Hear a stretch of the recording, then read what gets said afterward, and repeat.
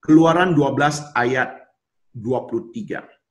Pada waktu Tuhan menjelajahi negeri ini untuk membunuh orang-orang Mesir, Tuhan akan melihat darah pada kedua tiang dan ambang atas pintu rumahmu. Maka ia akan lewat saja dan tidak mengizinkan malaikat maut memasuki rumahmu untuk membunuh kamu. Ya, kalau di pemahaman bahasa Indonesia hari-hari itu dikenal sebagai malaikat maut. Ya, dalam terjemahan baru itu dikenal sebagai pemusnah. Itu artinya sama. Jadi pertanyaan adalah apakah malaikat maut itu nyata gitu loh.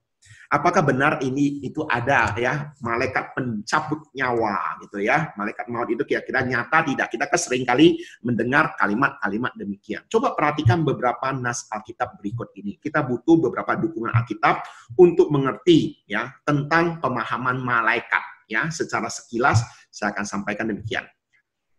2 Raja-Raja 19 ayat 35. Maka pada malam itu keluarlah malaikat Tuhan. Lalu dibunuhnya 185.000 orang di dalam perkemahan Asyur.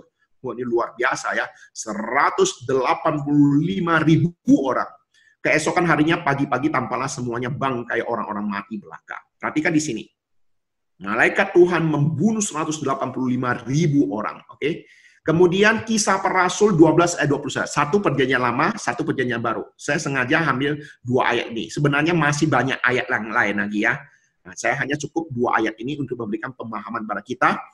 Di dalam Kisah Para Rasul 12, 21, 23, pada suatu hari yang ditentukan Herodes mengenakan pakaian kerajaan, lalu duduk di atas tahta dan berpidato kepada mereka. Dan rakyatnya bersorak membalasnya. Ini suara Allah dan bukan suara manusia. Dan seketika itu juga ia ditampar malaikat Tuhan. Karena ia tidak memberi hormat kepada Allah. Ia mati dimakan cacing-cacing. Perhatikan baik-baik. Jadi sebenarnya tidak hanya satu ayat itu saja tentang malaikat maut. Gitu ya. Sebenarnya di beberapa ayat Alkitab, ada malaikat-malaikat yang Tuhan pakai untuk apa? Menghukum. Untuk menyatakan kehendak Dia. Nah, oleh sebab itulah, kalau kita perhatikan baik-baik, sebenarnya kalau Tuhan mau mengutus malaikat melakukannya, jauh lebih mudah dan sudah pasti bisa. Tapi kadang-kala kita berpikir ya, kenapa Tuhan mau pakai kita? Kenapa Tuhan tidak mau pakai malaikat saja untuk memberitakan Injil, untuk pelayanan, padahal kita ini punya kelemahan, punya keterbatasan. Kalau malaikat sendiri yang bekerja pasti hasilnya lebih baik daripada yang kita bisa kerjakan. Ketika kita mengerti hal ini, sebenarnya kita bisa melayani Tuhan itu sesuatu yang luar biasa. Tuhan tidak peduli kelemahan kita, Tuhan tidak peduli keterbatasan kita, kegagalan kita, Tuhan tidak peduli. Karena bagi Tuhan sebenarnya bukan hasil, tetapi apa? Pembentukan diri kita, pembaharuan hidup kita, keserupaan dengan Kristus. Itu loh yang Tuhan hendaki melalui kita.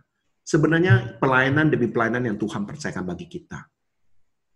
Bukan untuk hasil, tetapi untuk pembentukan diri kita. Hari ini saya mempersiapkan jawaban-jawaban. Ini saya harus jujur katakan, menjawab pertanyaan-pertanyaan dari saudara-saudari sekalian. Ini sebenarnya bukan hanya memberkati saudara-saudari, saya sendiri pun semakin diperlengkapi. Banyak pertanyaan-pertanyaan yang tidak pernah saya bayangkan. Membuat saya juga harus mencari tafsiran, mencari kamus, mencari ensiklopedia Alkitab untuk menjawab. Dan bagaimana supaya berpikir jawaban saya kira-kira bisa dimengerti. Kadang-kadang jujur, saya harus bagaimana mencari berbagai sumber untuk bisa menjelaskan pemahaman ini. Ya. Demikian, satu hal yang harus kita mengerti, memang kondisi dalam Alkitab mencatat demikian, malaikat ada yang ditugaskan untuk melakukan demikian. Kenapa Tuhan izinkan demikian? Ini kedaulatan Tuhan. Kalau Tuhan mau melakukan demikian, masakan kita katakan nggak boleh, ya gitu loh. Tetapi kita kalau menghubungkan kepada kita, wah malaikat itu begitu luar biasa, dia bisa melakukan begitu hal yang luar biasa. Tapi kenapa Tuhan mau memakai kita? Gitu loh. Jadi ketika kita mengerti hal ini, kita patut bersyukur pada Tuhan. Segala sesuatu yang Tuhan percayakan bagi kita, guna untuk kebaikan kita,